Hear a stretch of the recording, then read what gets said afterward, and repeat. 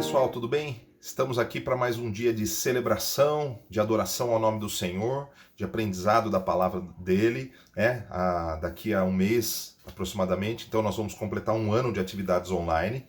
Temos repetido isso várias vezes para mostrar que ser igreja muitas vezes transcende aquilo que nós fazemos dentro de quatro paredes, né? Então, às vezes a gente tem aquela noção de que igreja é um lugar para onde nós vamos, mas na verdade, igreja é aquilo que nós somos unidos em Cristo Jesus. Nós somos parte da igreja de Cristo, somos parte do corpo de Cristo e é importante que nós estejamos sempre reunidos, aprendendo e adorando, né? Às vezes, algumas pessoas pensam que é possível viver uma vida cristã saudável, distante da comunidade.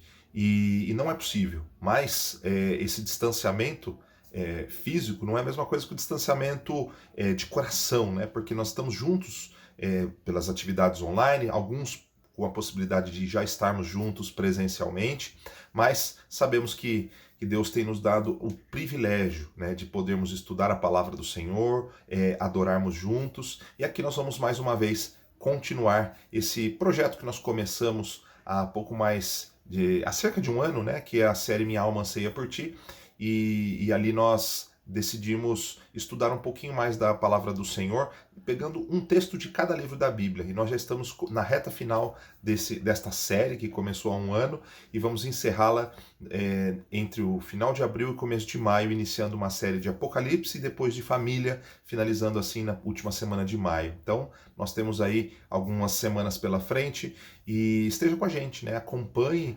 esse restante de tempo distante, né? E acreditamos que nos próximos meses a tendência é que nós estejamos cada vez mais juntos, se Deus permitir.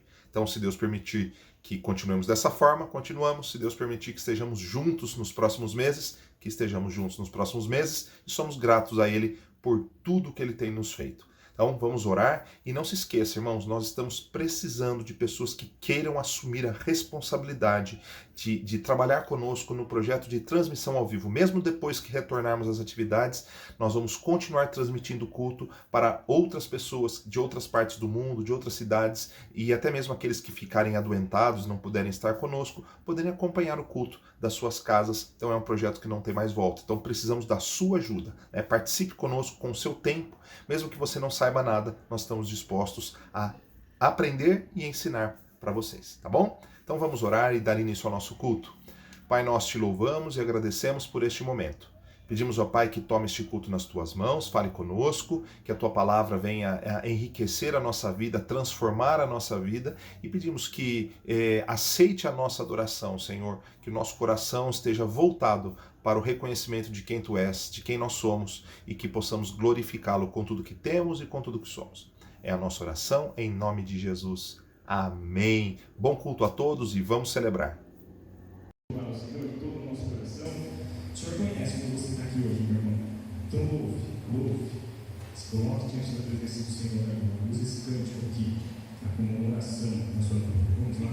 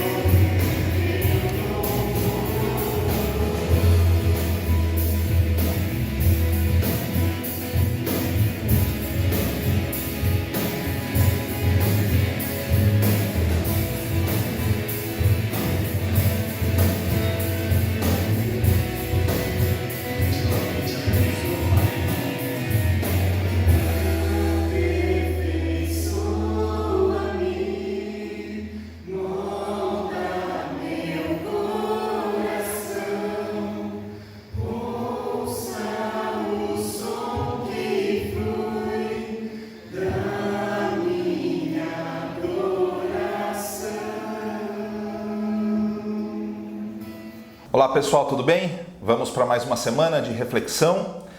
Nós estamos há poucas semanas, ou 1 ou 2 meses aproximadamente, do término da nossa série Minha Alma Anseia por Ti.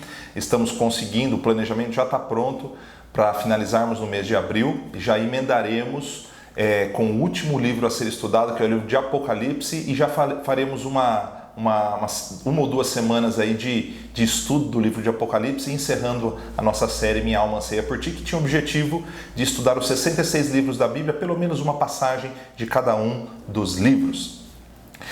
Entrando no tema de hoje, eu creio que muitos de nós já experimentou na pele, ou já experimentamos na pele, os frutos do egoísmo, do egocentrismo da sociedade.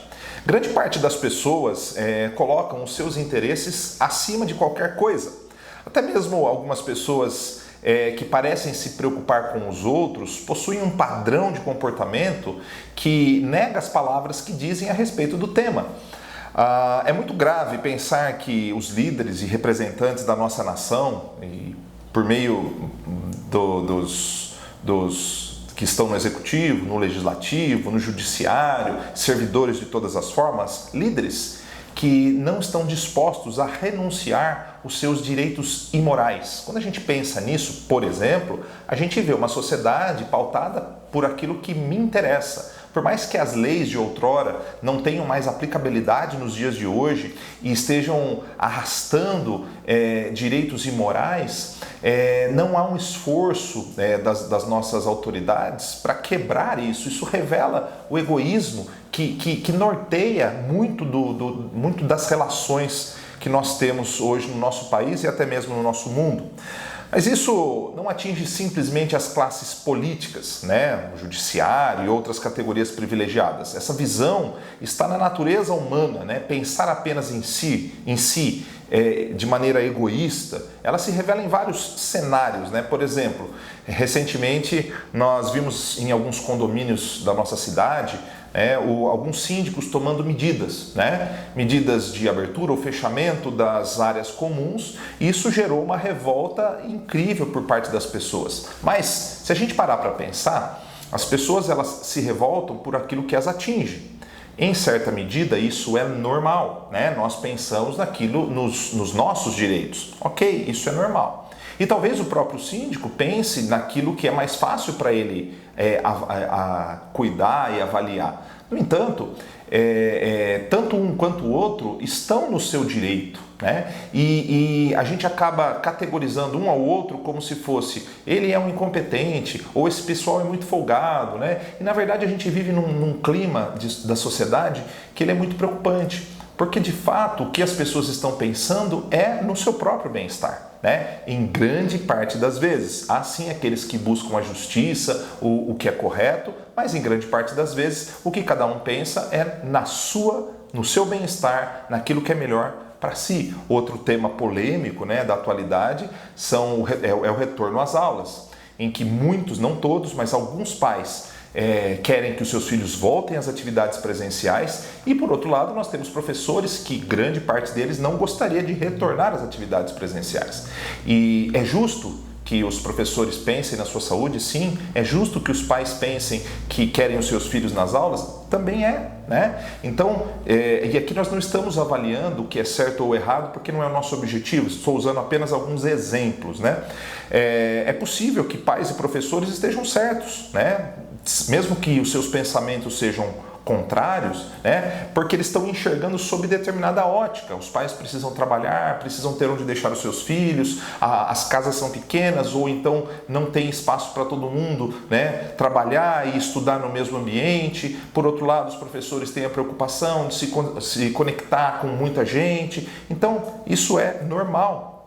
Mas o que deve nos preocupar como sociedade, como cristãos, é que de tempos em tempos o egoísmo assume níveis preocupantes. E uma sociedade que se estabelece apenas a partir dos interesses egoístas e individualistas e não coletivos, ela corre determinados riscos. E aqui não estou falando de ideologia, da coletividade ou da individualidade. Mas há uma preocupação para nós como cristãos de não transformarmos o pensar em si mesmo, em pensar somente em si, né? O ser humano, ultimamente, por incrível que pareça, está acreditando, né, um outro problema que acontece, que é possível construir uma sociedade como se estivéssemos montando os bloquinhos de Lego, né, encaixes perfeitos, apenas algumas possibilidades. A grande questão, irmãos, é que não há moralidade uniforme, não há justiça que agrade a todos e não é possível que todos pensem de maneira idêntica. Quando alguém diverge, né, os outros acabam cancelando, né, e transformando aquele que pensa de maneira diferente em alguma categoria sub-humana, né? Então nós estamos nesse problema social que tem levado ao caos nas relações. Está ficando cada vez mais claro, irmãos, que as coisas não são tão simples. A humanidade é complexa. Os valores se modificam, a visão de mundo não é padrão. Cada cabeça, de fato, acaba sendo uma sentença. E para piorar, o pecado contamina, distorce e abala as relações. A pergunta é, então, qual é o nosso desafio como servos do Senhor? Recentemente nós falamos sobre vivermos o amor e a verdade e hoje nós vamos falar sobre algumas transformações que a graça de Cristo opera na vida dos seus. Se é impossível para o mundo nos fornecer um modelo ideal de vida, de sociedade e de perspectiva sobre o futuro, nós cristãos deveremos nos lembrar que é justamente isso que a obra de Cristo nos traz. Uma nova perspectiva, um novo modelo, uma nova esperança que vem para nos alegrar diante desse mundo que está em caos, caído, esse projeto humano que está fracassado. O Senhor vem apresentando um projeto de vitória. E o título da nossa mensagem de hoje é o impacto da obra de Cristo. Nós vamos avaliar esse impacto em três situações. Ele tem outras possibilidades, mas nós vamos usar o livro de Tiago, ou a carta de Paulo não é Tiago, é Tito, a carta de Paulo a Tito. Paulo escreveu a carta de Tito a um dos seus discípulos, né? Tito era filho na fé de Paulo, a quem ele ensinou, instruiu e que ele havia deixado então na ilha de Creta. Paulo deixa Tito na ilha de Creta para que ele possa estabelecer novos líderes, novos presbíteros para aquelas pequenas vilas da ilha, né? Ele diz assim no capítulo 1, versos 4 e 5: escrevo a Tito, meu verdadeiro filho na fé, que compartilhamos, que Deus o Pai e Cristo Jesus, nosso Salvador, lhe deem graça e paz. Deixei-o na ilha de Creta para que você completasse o trabalho e nomeasse presbíteros em cada cidade, conforme o instruí. Paulo deu a Tito a responsabilidade de terminar um trabalho que já havia sido começado. E a formação de líderes é ao mesmo tempo uma grande necessidade e um grande desafio. Não é simples. Envolve tempo, dedicação, pois devem ser desenvolvidas não somente a intelectualidade, a técnica, mas principalmente a sabedoria, a compaixão, a consciência para além das aparências. Na nossa igreja, por exemplo, nós começamos há 17 anos a escola teológica, nós formamos líderes, trabalhamos nessa formação. Irmãos, não é fácil, é prazeroso quando nós vemos líderes sendo formados, mas é um trabalho árduo, porque muitos no meio do caminho desistem das suas vocações, muitos desistem diante dos desafios, das implicações da liderança, e muitos oferecem muito pouco de si, né? Porque a liderança envolve grande entrega, grande dedicação. E as cartas de Paulo, não só a Tito, mas as cartas a Timóteo, mostram a preocupação de um apóstolo que acompanhava os seus filhos na fé e os orientava na missão de pastorear, cuidar do rebanho do Senhor. São cartas lindas, chamadas de cartas pastorais, que falam dos desafios do ministério, mas que também deixam princípios incríveis para mim e para você sobre a vida cristã. E aí nós vamos analisar justamente algumas das verdades reveladas aqui em Tito, mas vamos analisar o capítulo de número 2, versos 11 a 15. Diz assim a palavra do Senhor: porque a graça de Deus se manifestou trazendo salvação a todos. Ela nos educa para que, renegadas a impiedade e as paixões mundanas, vivamos neste mundo de forma sensata, justa e piedosa, aguardando a bendita esperança e a manifestação da glória do nosso grande Deus e Salvador Jesus Cristo. Ele deu a si mesmo por nós, a fim de nos remir de toda iniquidade e purificar para si mesmo um povo exclusivamente seu, dedicado à prática de boas obras. Ensine estas coisas, também exorte e repreenda com toda autoridade, que ninguém despreze você. Irmãos, a primeira coisa que nós vemos aqui é que é o impacto da obra de Cristo nas relações humanas. O verso de número 11 mostra justamente o início de uma palavra, ele começa assim, por quê? Né? E não é um porquê interrogativo, mas é um porquê explicativo, né?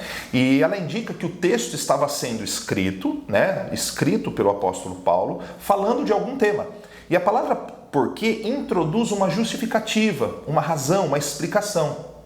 O que vemos, se analisarmos o capítulo de número 2, é que Paulo estava pedindo a Tito que instruísse os homens mais velhos, as mulheres mais velhas, a ter determinado tipo de comportamento. Ele fala também que Tito deveria instruir os jovens a terem mais prudência, sendo exemplo na prática de boas obras. Pede ainda que Tito, seu filho na fé, instrua os servos sobre o seu relacionamento com os seus senhores. E finaliza o verso 10 dizendo: a fim de que em todas as coisas manifestem a beleza da doutrina de Deus, nosso Salvador. Então a questão aqui é que tinha a ver com o testemunho de cada discípulo de Jesus. Então o que ele está falando? Porque ele faz todo aquele pedido a Tito, que cada um praticasse, andasse corretamente no Senhor, andasse em boas obras, e aí ele diz, porque a graça de Deus se manifestou salvadora a todos os homens. Então o que nós vemos aqui, irmãos, é que diferentemente da visão de que, eu sou desse jeito e acabou, ninguém manda em mim, eu falo o que eu quero, pouco me importa o que os outros dizem e pensam. Muito diferente dessa visão egocêntrica, né, e muitas vezes arrogante, Paulo está dizendo a Tito que lembre os cristãos que acima de qualquer opinião humana, eles são chamados a serem testemunhas vivas. O objetivo é que as pessoas voltem os olhos para Deus. Lembre que nós estamos falando de um mundo em conflito, um mundo caído, um mundo cujo projeto humano está falido. Então, o que o Senhor passa a apresentar é que nas relações humanas dos servos do Senhor, a graça precisa impactar, né, essas relações. Né? Se alguns servos roubam os seus senhores, os servos que são discípulos de Jesus não o fazem. Se alguns se embebedam, né, dão vexame, as servas e os servos do Senhor, podem ler no capítulo 2, são moderados. Se alguns são fofoqueiros e caluniadores, os servos e as servas do Senhor agem diferente. Se os jovens agem com impulsividade e arrogância, os jovens que são servos do Senhor são prudentes. O objetivo é mostrar ao mundo que a palavra do Senhor traz transformação e com isso mostramos ao mundo que há uma forma diferente de se viver que não entra nessa loucura que nós estamos vendo aí. Se o mundo é mau e há uma guerra entre extremos, se há uma agressividade gratuita e barata, se a intolerância atingiu níveis preocupantes, sem previsão de melhora, a comunidade de discípulos de Jesus, a igreja, é chamada para ser voz, sal e luz, que aponta para uma nova direção. E como? A partir das suas ações daqueles que se dizem servos do Senhor. Veja que o apóstolo então faz a afirmação, porque a graça de Deus se manifestou trazendo salvação a todos. Nosso lema na nossa comunidade é resgatados para resgatar. E isso aponta para essa direção. Nós somos alcançados e a nossa missão é testemunhar do Evangelho com as nossas atitudes, para que outros sejam transformados. A graça, irmãos, é a base da obra de Cristo. E não a nossa forma de enxergar o mundo ou quem quer que seja. Nós devemos enxergar o mundo a partir dos olhos da graça. A graça nada mais é do que um presente, um favor que Deus nos concedeu, resgatando-nos da nossa condenação, mesmo que sejamos imerecedores. Nós não somos dignos, mas Ele nos torna dignos. Ele faz isso por nós. Então nós devemos enxergar o mundo sob a ótica da graça. Então a obra de Cristo impacta as nossas relações. O problema é que acabamos vendo as pessoas como, mesmo que a gente não determine dessa forma, nós acabamos vendo as pessoas como objetos, inimigos e até mesmo com descaso. Mas segundo o texto aqui, nós precisamos relembrar que o alvo do Senhor Jesus é salvar as pessoas, sejam elas dignas ou não, de acordo com o nosso padrão. Pela palavra do Senhor, ninguém é digno e todos precisam da graça. E a nossa luta não é contra a carne ou sangue. Por isso, a obra de Cristo nas nossas vidas deve impactar as nossas relações com o mundo. A graça de Deus se manifestou salvadora a todos. Logo, o Senhor deseja que todos sejam alcançados. A própria palavra diz isso. Então, por que nós criaremos barreiras para que, nas nossas relações, que impeçam essas pessoas de verem uma possibilidade de um mundo diferente a partir de Cristo Jesus? Então, antes dessa transformação das relações humanas, a graça opera de maneira poderosa em nós. E nós vamos ver isso, está no verso de número 12. O impacto da obra de Cristo na transformação pessoal. Então, nós vamos viver essas relações diferenciadas no mundo a partir de uma transformação pessoal. E o verso 12 nos fala da necessidade de dois tipos, pelo menos, de mudança. Um que é a renúncia, a rejeição de um modelo e a adoção de um outro modelo. Então, não basta simplesmente deixar de fazer algumas coisas. É preciso iniciar um novo procedimento. Então, ele fala sobre renunciar à impiedade e às paixões mundanas. Irmãos, a impiedade se manifesta, basicamente, quando a gente fala de impiedade, ela se manifesta em atitudes de desprezo à devoção a Deus. O desrespeito e o descaso para com as coisas sagradas são sinônimos de impiedade. Aliás, não seria errado dizermos que hoje há pouquíssimo respeito social àquilo que o Senhor estabeleceu. O que nós vemos é muito descaso, pouco respeito de alguns, e quando a gente respeita pouco, a gente vê algumas pessoas que até entendem que Deus existe, que a igreja é importante, mas agem com descaso, né? É como se dissessem assim: não, isso não é para mim. O ímpio, que a Bíblia fala, é aquele que age com impiedade, isto é, não reconhecendo o Senhor em todos os seus caminhos. Há um desprezo generalizado pela palavra, pela devoção, pela santidade, e um apego demasiado ao narcisismo, que é pensar, olhar no espelho e enxergar a si mesmo, ao egoísmo, ao individualismo, palavras que estão no mesmo espectro das distorções, e também um apego demasiado aos prazeres. Mas nós precisamos lembrar que amar a si mesmo não deve ser confundido com amar somente a si mesmo. Pensar um pouco mais em si não é pensar única e exclusivamente em si. Desfrutar dos prazeres da vida não significa não ter limites. Afinal, Deus estabeleceu limites. Há muitas coisas boas a serem vividas, prazeres e sabores que nos são lícitos, mas nem tudo que nós queremos ou que a sociedade quer é correto, justo e bom. Por isso o apóstolo Paulo orienta Tito para que explique aos seus liderados que a graça de Cristo deve impulsionar os servos do Senhor a renunciarem à impiedade e às paixões mundanas. É engraçado que enquanto o homem tenta transgredir os valores e os limites estipulados pelo Senhor na sua palavra, ele acaba deixando de desfrutar a chuva de bênçãos derramadas dos céus. Aliás, essa é a tônica da narrativa da queda lá em Gênesis. Ao homem foi permitido desfrutar de toda a criação, exceto comer do fruto da árvore do conhecimento do bem e do mal. Então eles tinham uma chuva de possibilidades e apenas um limite, né? E eles preferiram transgredir o limite. Quando nós aprendemos a desfrutar de todas as bênçãos do Senhor, os prazeres lícitos da vida, nós perceberemos que a transgressão, ela revela apenas a nossa limitação, a nossa infantilidade. Afinal, o que vem depois dos prazeres ilícitos é a dor, a culpa, a fragilidade, o desânimo e a condenação. Irmãos, nós precisamos aprender que o servo do Senhor renuncia, né? Renuncia àquilo que o mundo apresenta como sendo normal. Mas essa é uma das atitudes. Nós veremos agora a segunda atitude que impacta a vida dos discípulos. Então, a primeira atitude é renunciar àquilo que desagrada ao Senhor. A segunda que nós falamos, que é necessário, ele fala: aprendam a viver de maneira sensata, justa e piedosa.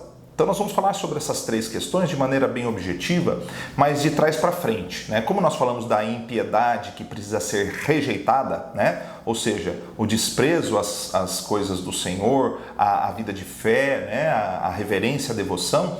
Então nós precisamos desenvolver a tal piedade, né? Não basta renunciarmos à impiedade, temos que ter uma atitude intencional de buscar o Senhor.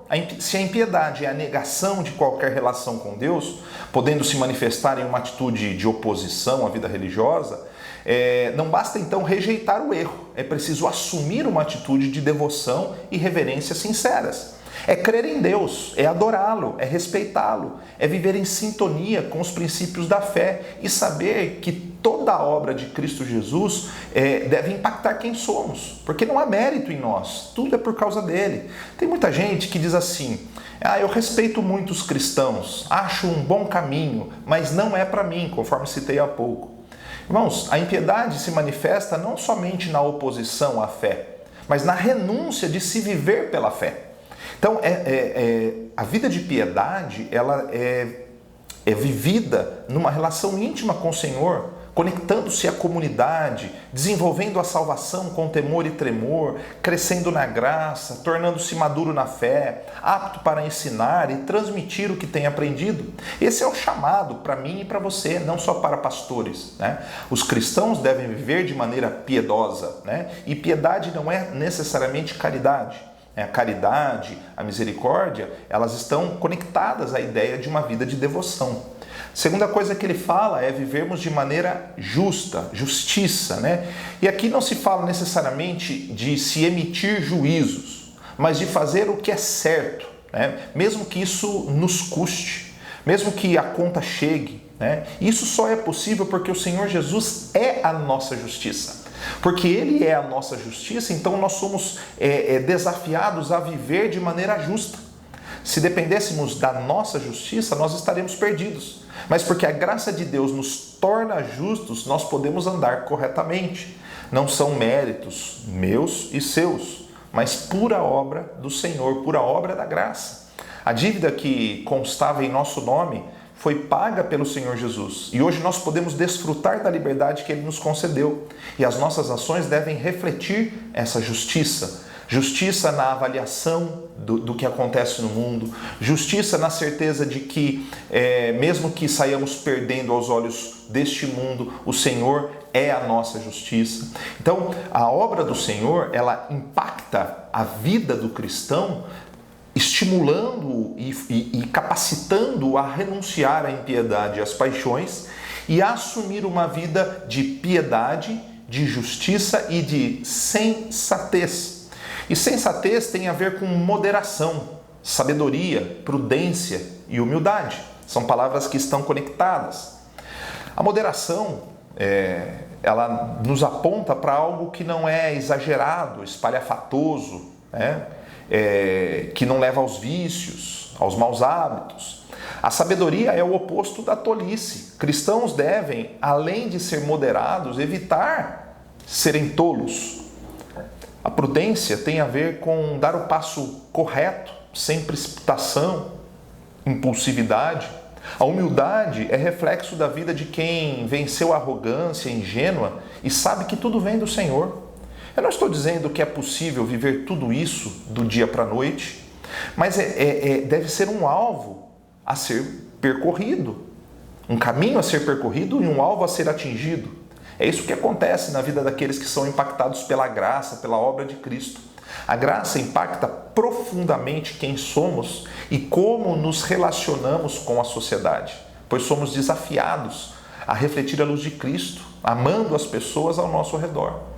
Então, como vimos, a obra de Cristo impacta diretamente aquilo que somos e como nos relacionamos, mas impacta também a nossa visão sobre o presente e sobre o futuro. Veja o que diz os versos 13 e 14. Aguardando a bendita esperança e a manifestação da glória do nosso grande Deus e Salvador Jesus Cristo. Ele deu a si mesmo por nós, a fim de nos remir de toda iniquidade, purificar para si mesmo um povo exclusivamente seu, dedicado à prática das boas obras. Então, a obra de Cristo impacta na visão sobre o presente e sobre o futuro. Impacta como eu e você enxergamos a vida em sua extensão, em sua perspectiva. Vivemos hoje dentro do que é possível, externamente falando. Nós não conseguimos alcançar tudo o que queremos, não conseguimos fazer tudo o que queremos, somos limitados em várias áreas, mas a esperança interior nos renova, pois cremos que todas as coisas se ajustarão e serão transformadas com a segunda vinda de Cristo. Então, essa mudança de perspectiva é que moveu muitos cristãos na história e que deveria continuar movendo. O grande problema é que talvez nós tenhamos, o evangelho tenha sido corrompido e pervertido, e os cristãos eles esperam hoje aquilo que nos foi prometido amanhã. O hoje não é garantido. O que vem de fora, as conquistas, não são garantias para nós, mas a única garantia que nós temos está no amanhã. Nós não podemos ter dúvidas em relação ao futuro. Por mais que não sejamos oniscientes como o Senhor o é, capaz de conhecer a história toda, o início e o fim dela, nós podemos crer nas suas promessas, pois ele esteve lá. Pode parecer uma comparação simplória, e eu sei que é, mas pense naquele filme que você já assistiu algumas vezes, ou até mesmo numa partida de futebol, de basquete, de vôlei, que você está revendo, né, depois de saber já o resultado. Quando chegam alguns lances ou cenas importantes, nós podemos até ter aquela esperança de que aquele personagem não vai morrer, ou de que aquele gol vai acontecer, né, ou não vai acontecer. Mas no fundo nós sabemos que o gol aconteceu ou não, nós sabemos que aquele personagem vai viver ou morrer. Se nós já assistimos, então nós já sabemos. O Senhor conhece toda a história, Ele conhece o fim, Ele conhece o meio, Ele está acima dela, Ele é o criador da história, então, e é o mantenedor dela. Então, se Ele está afirmando que o futuro é um futuro glorioso para aqueles que nele esperam, nós não precisamos duvidar. Quando nós falamos de futuro, falamos de algo que o Senhor nos afirma, sendo Ele conhecedor de cada pedacinho da história, daquela que passou, daquela que ainda não se revelou. Logo, se Ele diz que voltará e nos trará a salvação definitiva, a restauração do relacionamento conosco e a aniquilação da dor e da morte, Ele vai cumprir. Ele já decretou. Por isso, podemos viver hoje na certeza da vitória eterna.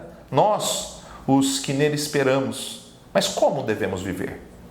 E aí entra o impacto no presente. A noção de que a obra de Cristo nos resgatou do império das trevas e nos garante a vitória final é o que nos une, nos move, nos capacita, nos faz continuar, mesmo quando as dores são intensas, mesmo quando o mundo diz não, quando os joelhos falham, quando as mãos se encolhem, quando os pés estão cansados. É a certeza da vitória que nos faz caminhar. Ele diz no verso 14, Ele deu a si mesmo por nós, a fim de remir de toda a iniquidade e purificar para si mesmo um povo exclusivamente seu, dedicado à prática de boas obras.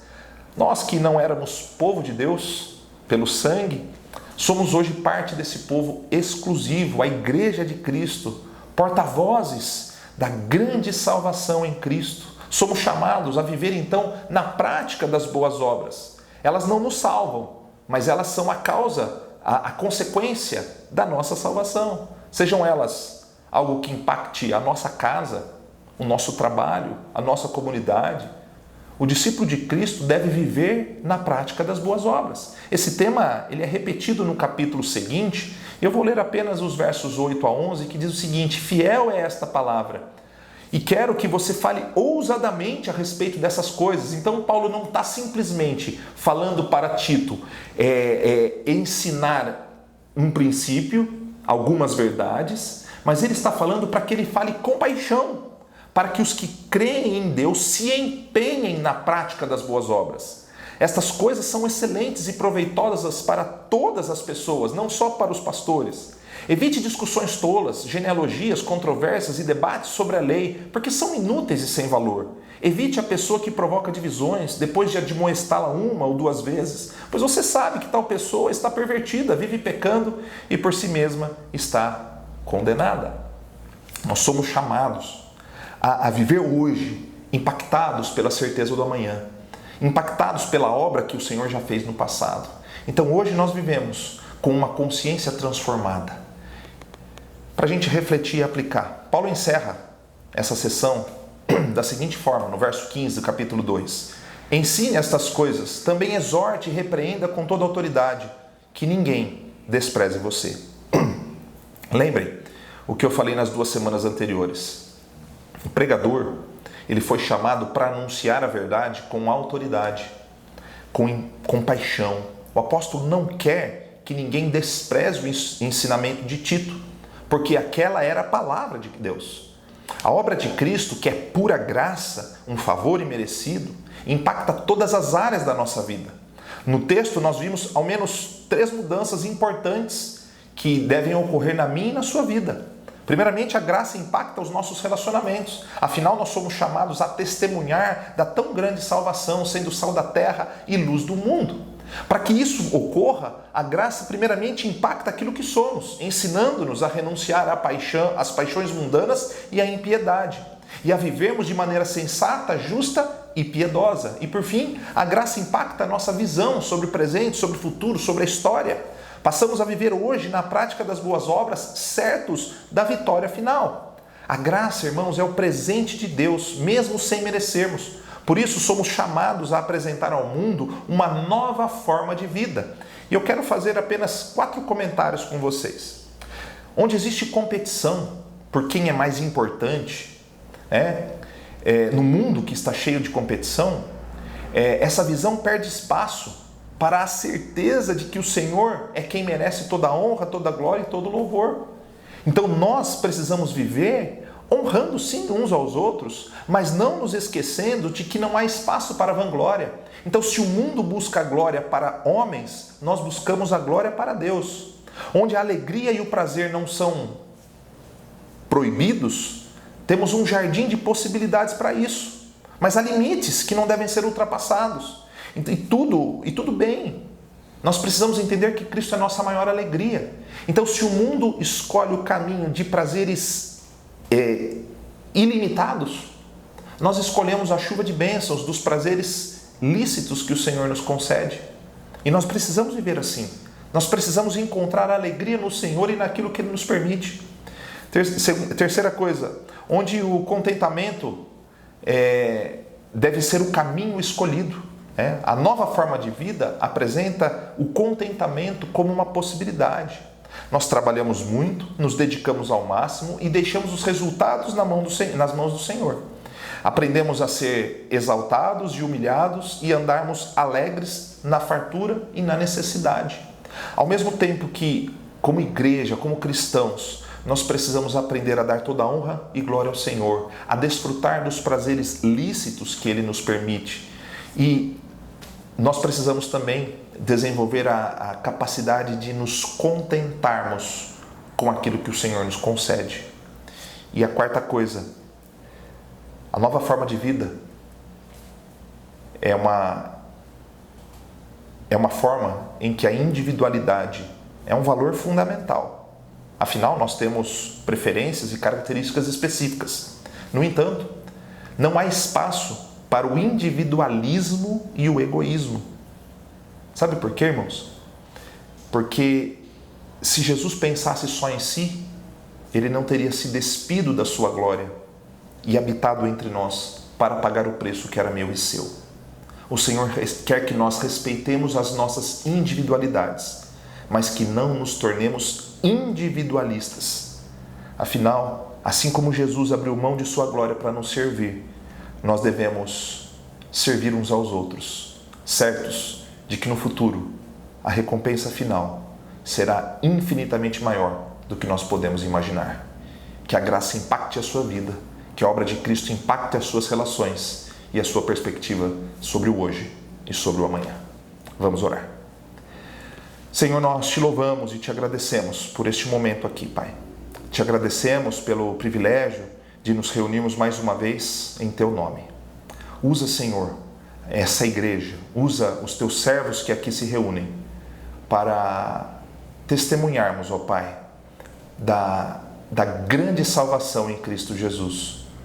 Que nós possamos ser impactados pela obra de Cristo, pela graça, e que nós possamos permitir, ó Pai, que as nossas relações sejam também impactadas pela Tua obra.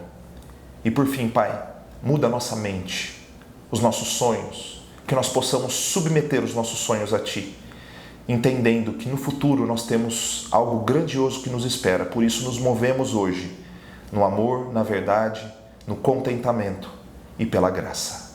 Oramos agradecidos em nome de Jesus. Amém. Irmãos, que Deus abençoe. Vamos continuar louvando ao Senhor.